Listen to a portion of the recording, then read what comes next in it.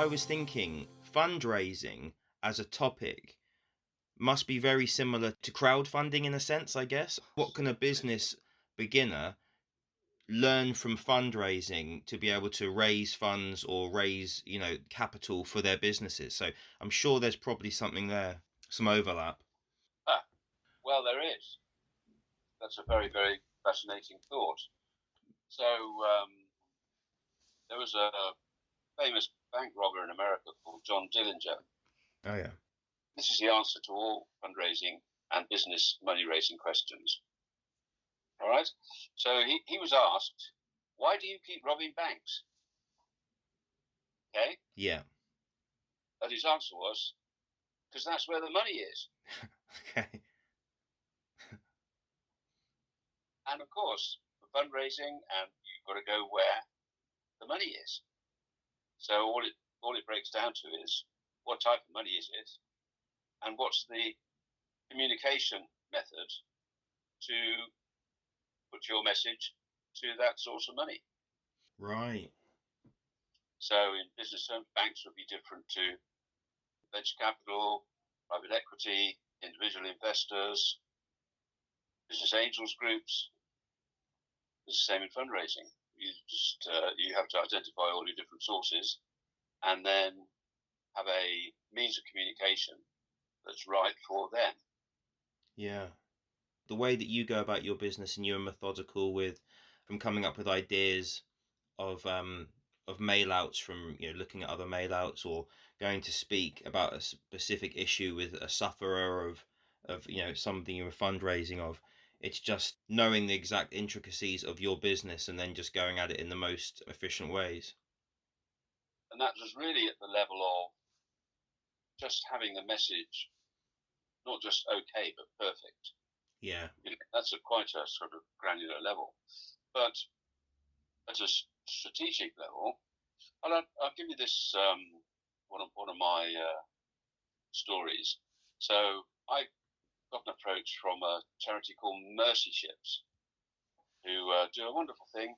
They take past their sell-by date cruise liners and convert them into floating hospitals. Okay. With surgeons on board. They're actually a Christian organisation, so there'll be Christian surgeons who want to do a bit of give back. And they anchor up off places like Freetown, Sierra Leone, and provide free medical.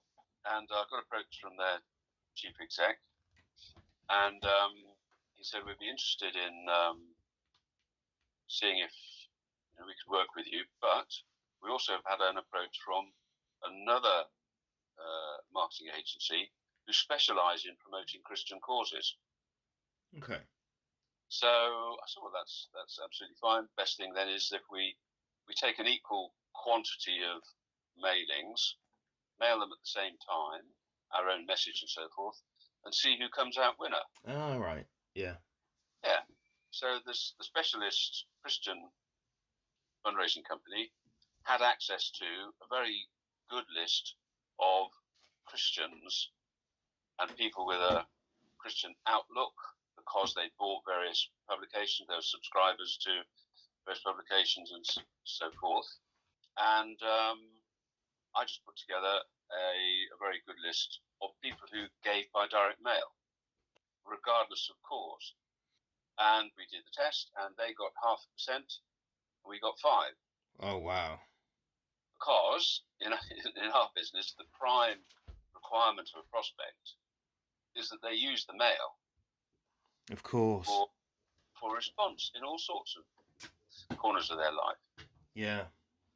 Because if they don't use that medium, then you've got no chance. Just shouting into the wind, yeah. Yeah, completely. So you do have to know these kind of things, obviously. And of course, if you were wanting to pitch to 5 different business angels groups, Bristol, Birmingham, and whatnot, you would have to know how to do it. Find out from. They usually have a point of contact person who will tell you what's required. If you don't go through all those routines, you just won't get a hearing. Right. There's an awful lot of parallels. That's really interesting you say that, because maybe 8 times out of 10, a Christian company may actually go with a Christian fundraising company to help them because of the link.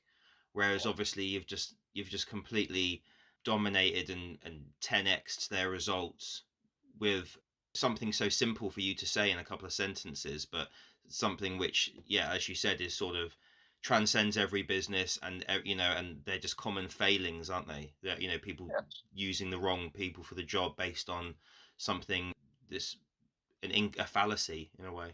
yeah, yeah. Well, absolutely. Well, the worst is the new person, whether it's at a business or charity, who thinks they'd like to have a go at doing something different and doing things their own way. Right. Yeah. Instead of, we had an incident in the company where our database manager, he was tasked to produce a list from people who previously entered a prize draw. The lists that we had included people who had sent money when entering a prize draw and those who hadn't. And he just took it into himself that we were always writing to people who had sent money, so we ought to give them a rest and write to the other half of the list who hadn't ever sent any money. And of course, they went ahead and didn't send any money this next time either. God. So it's generally reckoned in direct marketing circles that 75% of the explanation for the result is down to the data and targeting. Yeah, I'd agree with that. Based on my experience with Google Ads or Facebook advertising and stuff, it's the same kind of ballpark. You can blame the algorithms, etc., but ultimately it's how you choose to define your segments and Yeah, obviously the copy, yeah. which are the fundamental to success. Yeah, So that's where to put the time and attention. definitely. Well, that's a great answer to that question. It's an interesting one, that is, because crowdfunding, and that's the way a lot of people do their businesses now. So many businesses don't start in the conventional sense where you provide a service and build up slowly. They sort of have a product or service in mind and a dream, and then they plan on how they're going to get £1 million for it or something Mm, mm. before the work gets done. So that the fundraising, crowdfunding, and all that stuff is really kicked off in terms of online. Obviously, I'm talking about in the Yeah, last 10, yes, 15 years. Yeah, definitely. yes, yes. Okay. Well, absolutely. But the copy guru I follow, a person called Drayton Bird, he has actually a blog that anybody can sign up for free called Ask Drayton, and then you get lots of free stories from him about things that worked and didn't work. Oh yeah. He still active, even though he's in his 80s, and his firm does an awful lot of digital, direct mail, ads of all sorts. And he will say the requirements of a print ad in the papers from the 1950s to a Facebook ad today are identical. Right. People don't change, not that quickly. In a lot of ways, I think you could say that all of social media is really part of broadcast media. It's no different, really, than the newspapers. Yeah. They're not targeted at anybody. They're just there for you to find. Yeah, that's a good point. Yeah. Um,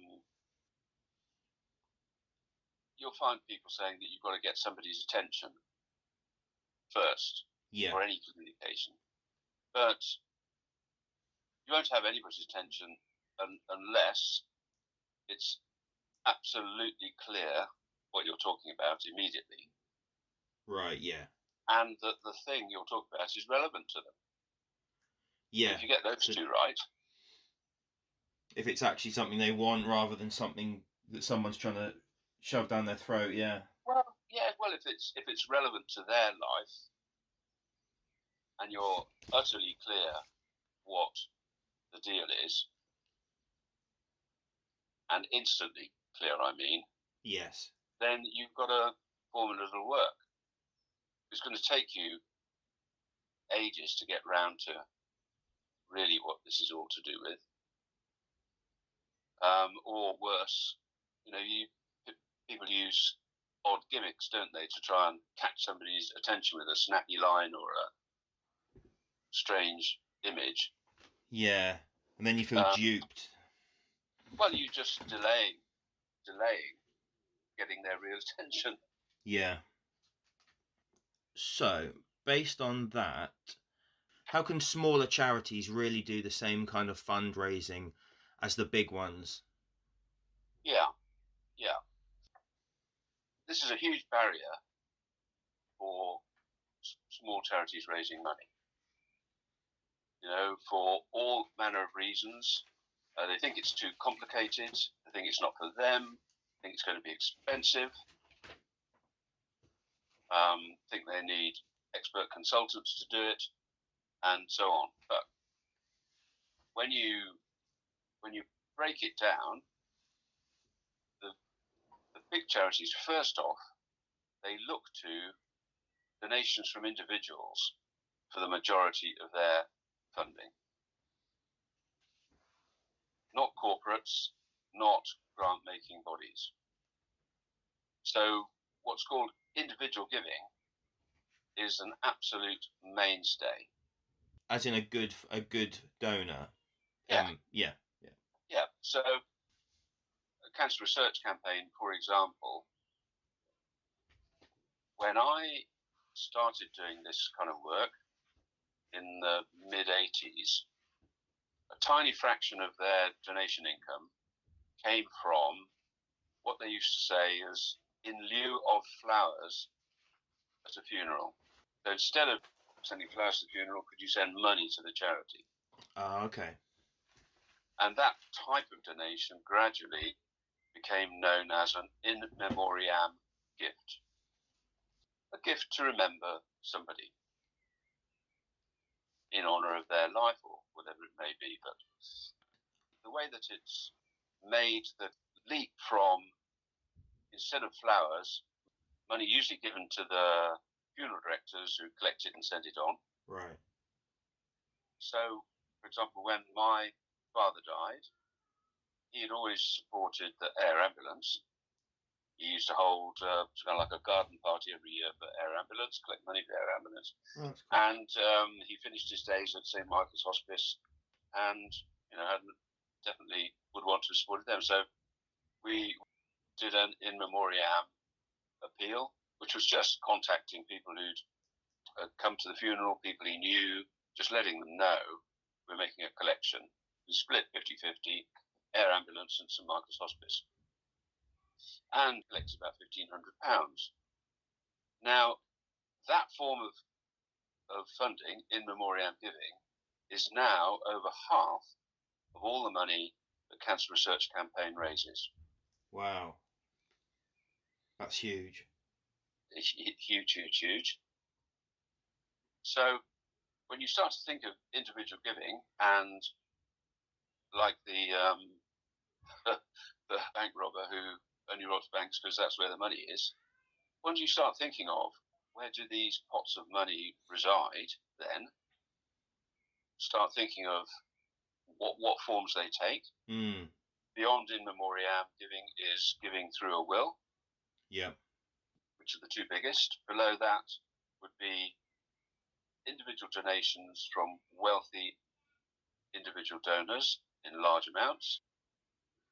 And then you cascade down all through the regular monthly direct debit, through cash donations by post or social media or whichever means. Point is that the funnel for all of this starts with the smaller givers. Right. Who get to know the charity after a certain record of giving, are invited to direct debit. After a certain record of giving, are invited to make donations in memory of, and invited to make gifts in their will. If you haven't got the pipeline, then it is just a a random kind of media effort to bring your need to people's attention. All of those forms of giving are available to small charities as they are to big ones, because the start of the funnel is just your person in the street or person at home whom you can contact as a small charity every bit as easily and at the same price as a bigger charity can. Yeah. Plus, if you're a smaller charity, you actually have an advantage because people much prefer to give local and small than national and big. Right. Okay. They feel their money has greater impact. Okay. Yeah. So when you're thinking about, well, then how do we start all this going? Well, you could do it through social media locally. You could do it through any of the advertising media locally. But in the end, you'd probably find still writing a letter to people at home is the bigger return for your money and effort. Yeah, and that's still the case. That's good. Still the case. Still the case. May not always be, but at the moment still is. Yeah. But any small charity can write to any person in their area at the same price as a big charity can. Nothing stopping them. There may be some know-how as to how to do it to its absolute best, but that's easily got either through consultants or through websites which have all the method and templates to use that you can just buy. Yeah. For, in the case of our fundraising blueprint, a set of documents, you can buy them for about £15 rather than $1,500 or a couple of thousand for a copywriter, or more money than that for a consultant to hold your hand all the way. Yeah. So what I'm trying to put across is there are no kind of inbuilt blocks to any charity of any size doing all of these things. But here now is the benefit. We have a lady who died not long ago. She had been supporting one of our charities, not every month, but pretty frequently. And she received 72 letters, right, from the charity, which we organised to be sent. Okay. So the 70 letters cost £50.40 altogether. In response to those letters, donated about £200. Right. Over 5 years. So that's already a profit of 150 thereabouts. Yeah. All right. On Wednesday last week, we were notified by lawyers that she had left £74,000 in her will to our client, a small animal rescue charity. That's incredible. So for the cost of £50.40, which was in any way covered by donations and more, the charity's ended up with £74,000 legacy, a gift in a will. So it's available to any small charity to do any of this. It just shows how good the branding of it is as well, because 70 of them over a period of 5 years just gets you in the conversation in their mind of what charities are available at any point if they did choose to donate money. I mean, I'm sure there's countless stories of that where they've just given minimal donations here and there, but then leave a lot in the will. Yes. Well, this client so far, from donors who came through that pipeline I described, pipeline is a bit of a harsh term, really. They're much more than that, of course. Sure. Not just units in a pipeline, but they've had so far either in the bank or notified 150,000. To a large extent, the smaller charities are completely missing out on this when they needn't. And this is part of my mission as a business, really, to get them onto it. Yeah. It's so beneficial. This kind of goes on to the next question, which is what is the best and the worst bang for your buck in fundraising? if you are a small company looking to do fundraising, what are some sort of easy wins? Yeah. So it's a complex picture where all sorts of worries and issues at the sort of head of the list of influences is the difficulty of recruiting people with enough experience to run a multifaceted fundraising program properly. Right. Because they can't afford the wages, so the poor wages recruits a person who's straight out of uni or had a bit of internship here and there, and they're more or less left to their own devices to make it up as they go along. So one of the easiest things to do is to repeat events that happened last year or maybe every year over time. So summer ball, Christmas dinner, fete, these various activities. Yeah. Plus, they sort of intuitively don't sound as if they're technically difficult to do. You know, what can there be in circulating some invitations to a summer fete versus doing fundraising for gifts in wills, say? Right, okay. So the mainstay of money for pretty well all of the small charities is event fundraising. Plus, they call it events and community, so plus putting a collecting tin in the pub or various places like that, fundraising in the community. Yeah. If they go a bit more sophisticated, they'll build a network of people who hold a coffee morning and raise money or do this or that. Events is the worst bang for the buck by a long way. Events generally hardly cover their cost, and yet it's where a huge amount of effort is expended. Worst bang for buck of effort expended, worst bang for buck for money spent, worst bang for buck for money got back, worst bang for buck for any chance of ongoing relationship filling your funnel.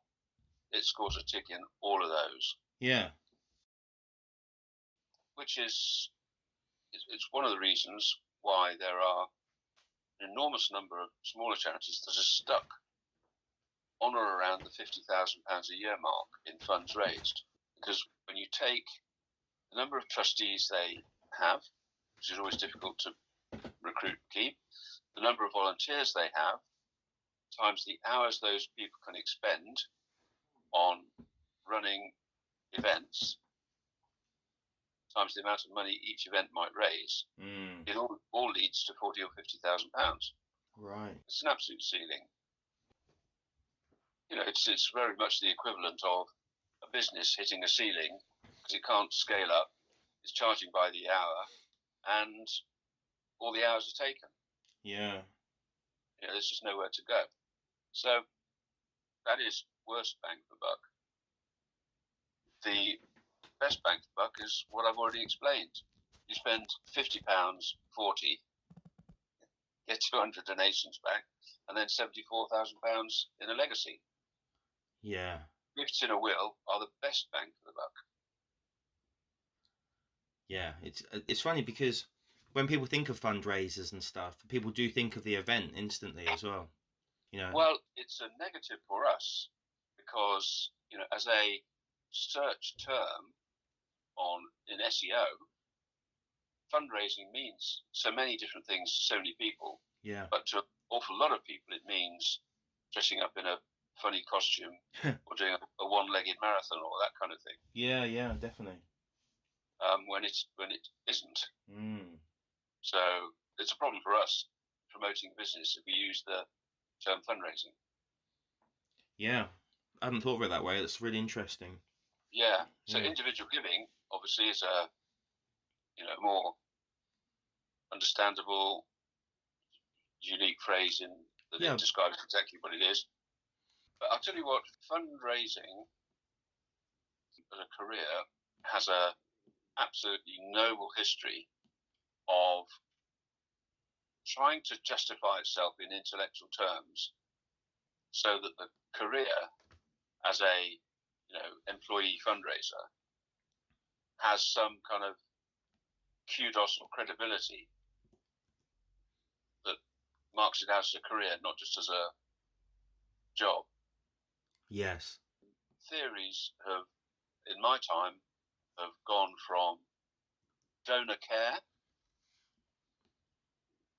right, how to look after donors, relationship fundraising, how to really build a powerful relationship with your donors. So even if short term it doesn't result in much money, over the long term it will. Stewardship, which is borrowed from church fundraising. Yeah. And all of these ideas that there is some kind of intellectual basis for what these people do, they get so carried away with it that they don't actually study closely how you get money out of people. Yeah. Because you're doing so now you won't be surprised. The coin of the realm in fundraising is engagement. Right.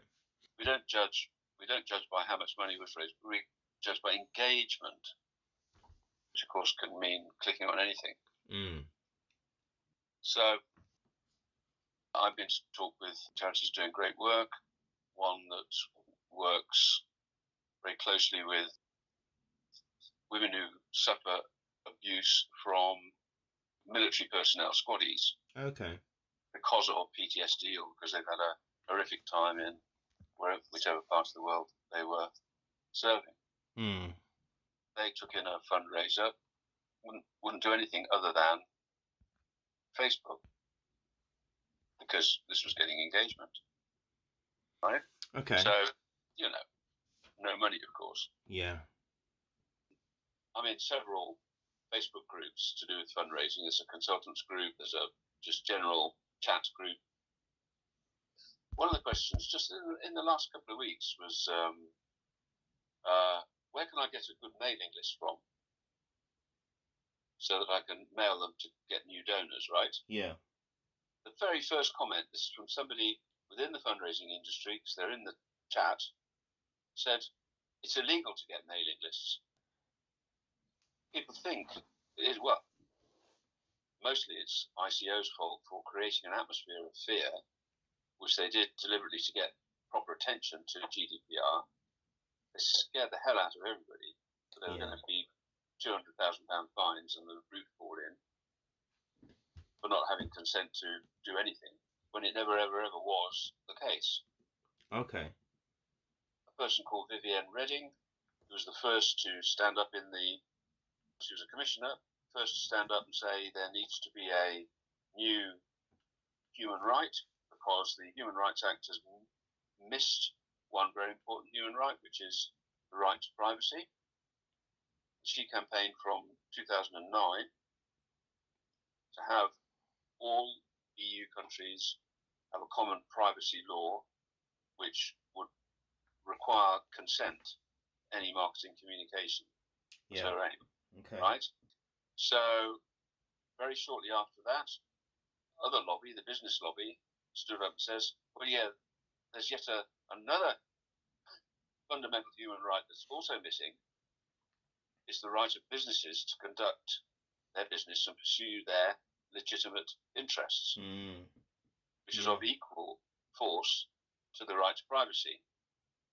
So hence GDPR carried on that basis, and now we have this tension between when you use what's called legitimate interest as a legal basis for processing data and when you have to use consent. And they're two very different things. So I want to explain that in simple terms. The end result is that if you assess that a person that you want to write to, not electronic comms, write to, could well have an interest in what you've got to say because of certain factors, which could be geographic, could be their age, could be all sorts, then you can write to them without restriction. I think that puts a lot of people off. That always put me off just doing direct mail in general for our company, actually. Yeah, completely. Well, yeah, completely. And yet, your clients are nearly all businesses, yeah, and there's never been any restriction on business communications. Such was the great job ICO did, and all the consultants who piled in on it, scare you into paying fees to have a consultancy, that there is still complete lack of full understanding of what it was all about. yeah, ICO now says that in most cases, legitimate interest is the default legal basis for processing data, i.e., using data about somebody else. yeah. Well, that's default. Common sense. That sounds actually common sense. That's good. And only in special cases would consent be required. Yeah. So myself and this lawyer, she was the lawyer in charge of data protection at the DMA, Joint Marketing Association, before setting up in her own practice. We want to put the record straight and provide a sort of template with the right words you can use without any fear of being attacked. So I'm brewing up to produce a small book together with a lawyer who specialises in GDPR, a book for GDPR for charities. Yeah. What charities can and can't do under current data protection law, including GDPR and ECR and the Data Protection Act itself, because there's such confusion. What communication can you send to who? Put in a simple guide. ICO has made things much worse just by the way that government websites work. What they'll do is they'll have a bit of narrative, including some special kind of subtopic. They'll put a link to another page that's got that special subtopic in it, and that special subtopic will have several links to others, even more specialised issues within it. Even print them out so that they've got all the linked pages printing out in the right place. Yeah. You can't read them as one solid piece of work. And it's the same with all the government websites. This is how they do it. HMRC is the same. They're all the same structure. Yeah, I've noticed that. It's very frustrating. Which makes it really difficult to know, once you've read it, what can I do and can't I do? Yeah. So in the next couple of weeks, I'm going to produce a cheat sheet summary of what you can and what you can't do. Yeah. As a kind of very cryptic guide. Yeah. And then we'll then publish the book, which will have it in much more detail with examples and example wording. Or if you want to get permission to do something, the actual wording you can definitely use to get somebody's consent to something and be sure it is completely kosher. Yeah. That sounds like another really useful thing. A lot of what you've done is really practical. Do you have any fundraisers that you've done recently of note or interest to you? And have you done anything regarding Ukraine? What have you been seeing there? Yes, so Ukraine is featuring in a deal that's just at print at the moment for our clients to support our military veterans. And the images that are coming back and stories of whether it's Mariupol or any of the places are reviving nightmares for services personnel who finish their service here, but it's causing them to relive everything that happened to them and therefore needing help. Yeah. We're not raising money for Ukraine in any way at the moment, but it's an absolute live issue. Yeah, you mentioned earlier PTSD. I'm sure that must happen every outbreak as well. Yes, absolutely.